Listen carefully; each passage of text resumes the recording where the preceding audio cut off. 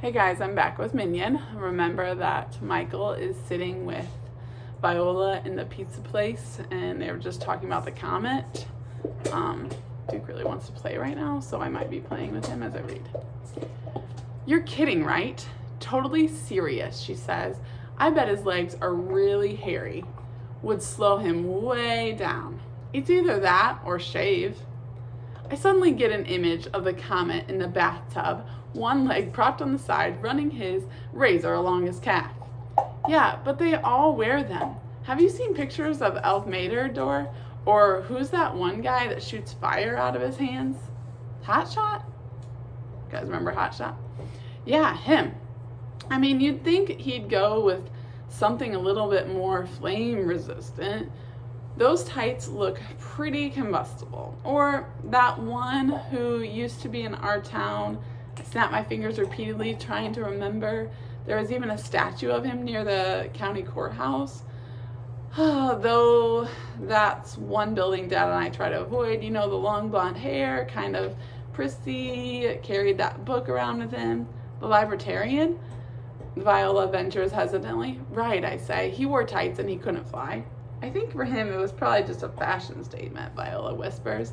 She smiles and I suddenly feel like there is almost nothing I can't tell her. Almost as if she knows what I'm already going to say. So weird, I say. I know, she says. And what's the deal with the voices? Why is it all superheroes speak in that kind of low, gruff snarl? Like, I make my voice as husky as I can and I point my finger. You will never get away with this, bad guy. Viola snorts and rolls her eyes, but she plays along, sitting up straight, getting a very serious, very stern look on her face, her voice suddenly gravelly and grim. Your reign of terror ends here, vile fiend, she sneers. Then she stops suddenly. Our eyes meet and she clears her throat. Or something like that, she says in a normal voice. No, that was pretty good, I say back. We stare at each other, me and this girl I met by chance at the mall, by chance at the baseball diamond, by chance here at Gulliver's. Total fluke, stroke of luck, complete coincidence. I feel a shiver zigzag through my whole body. Viola looks back at me with those amber eyes enveloping me in them like a bug in sap. Still, it must be hard, I say, glancing back at the television as she takes a nibbling her pizza again. Being a superhero, having to take on those guys all by yourself. I can't imagine, she says, chewing slowly. The cops can't be much help. No, she says, at least I doubt it.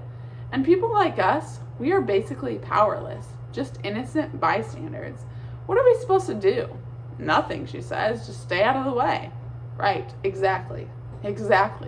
Better not to get involved. Better, safer, she agrees. Except the city's not safe. No, I guess not, she says. Not yet, anyway. All those guys in the mask. You can't trust anyone these days. There is a smack of plastic as the air hockey puck behind me clatters into the goal. I look at all the other people around me, completely oblivious. Better sometimes not to know, I think. Viola, I start, but before I can say anything else, she puts up a finger, her eyes narrowing, looking over my shoulder. Gulliver's televisions are no longer streaming a bunch of music videos and news updates. Instead, every monitor goes completely black. When they spark back on, they all show the same thing. A man sitting in a high back chair in an otherwise empty room, surrounded by plain gray, windowless walls. He is dressed in a black uniform, military style, with polished silver buttons. Too much, his mask, just one look, and I know he is trouble. The music has stopped.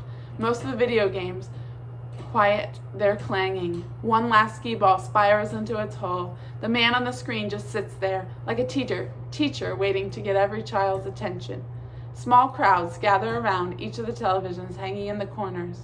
I look over at Viola again, but her eyes are fixed on the screen like everybody else. The man in the mask is tall and well-built. A sword sits across his lap, no telling if it's for decoration or if he actually knows how to use that thing. Both hands in a black leather gloves. His eyes look black as well, behind the holes of the mask, and you can't even see his lips move as he talks, as if the voice comes from somewhere else, or is he only in your own head. His voice is both strange and familiar. "Greetings, fine citizens of New Liberty," the masked man says. "Please excuse this interruption. Allow me to introduce myself. I am the dictator." The man folds his hands together and sits back in his chair. "I come before you all today to inform you that your lives are about to change. In fact, at precisely 6 o'clock tomorrow evening, I will make an important televised announcement, one that concerns us all." The man on the screen pauses. Not sure what for us to program our TiVos, to set the alarms on our phones. Across from me, Viola is completely absorbed. Everyone in this joint is completely absorbed. There is something mesmerizing about this man, lounging casually in his chair with a sword in his lap, the suggestion of a threat, words pouring out from behind a frozen face as if he could come from anywhere, from anyone. So this is the guy Tony and Mickey were talking about. I think about what Tony says. Guys like him, they're not like us, and they always have a plan. "I have chosen you, the excellent people of New Liberty, to help me lead a revolution," the man calling himself the dictator says. "A revolution that will soon spread from city to city, nation to nation. Together we will destroy the old world and build a new one, piece by piece, brick by brick. We will build it together, all of us, as one mind, body, and spirit, crushing all who stand in our way, piece by piece, brick by brick. This is not a choice. This is a destiny. Build it together." I feel a lump in my chest, pressing down, making it hard to breathe. What exactly is he building? The masked man holds up one gloved hand. "Until tomorrow, my loyal citizens, adieu." Then the screen goes black, replaced an instant later with Nicki Minaj dressed in a pink-haired vampire. Viola continues to stare for a moment, then literally jumps in her seat, startled, madly fishing her buzzing phone out of her pocket. She checks the message and quickly stuffs it back. "It's my friend," she says breathlessly. She just canceled. She looks at me. She's waiting for me to say something, to call her on it. Her long, thin fingers wrap around her cup, a magician's fingers, probably like her mother's. Viola, second to the violin. "I should probably go."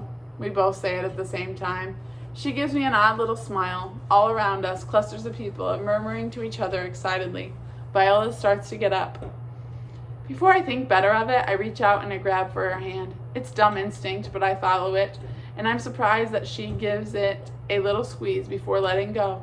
She shows off her dimples, then snaps her fingers. "I almost forgot," she says, reaching back into the pocket and putting something small, smooth, and round into my hand. I open my fingers to find, Honest Abe, the penny I picked up from off the ground at the park. "It's warm," I say. "I've been holding on to it," she says. I go to give it back to her, but she pushes my hand away. "No, really, I want you to have it," she says, "for luck." Then she adds, almost as an afterthought, "Put it in your shoe." Wait, why? "That's what makes it lucky," she insists, an old superstition. I reach down and tuck the penny inside my sneaker, wiggling it under my heel. There's another pause, bulging with expectation, and I can feel the question working its way to the surface. But before I can ask it, she turns for the door. I let her get 3 steps from the exit before I stop her, calling out her name. There's so much I suddenly don't know, but one thing I'm almost certain of. "I'll see you around," I say. It's not a question. "I hope so," she says, and then she goes. And I let her, because I have to get back. I have to talk to my father, find out what exactly he's working on. I look back at the TV, where the local news has cut in with a special bulletin featuring the announcement we all just heard, the dictator's frozen face on the screen. The man behind all the recent robberies and raids, probably the whole reason the comet bothered to land in New Liberty to begin with. At least the town finally knows who it's dealing with, even though I am just starting to find out. I'm going to stop right there. I'm on page 184. I read 168 to 184.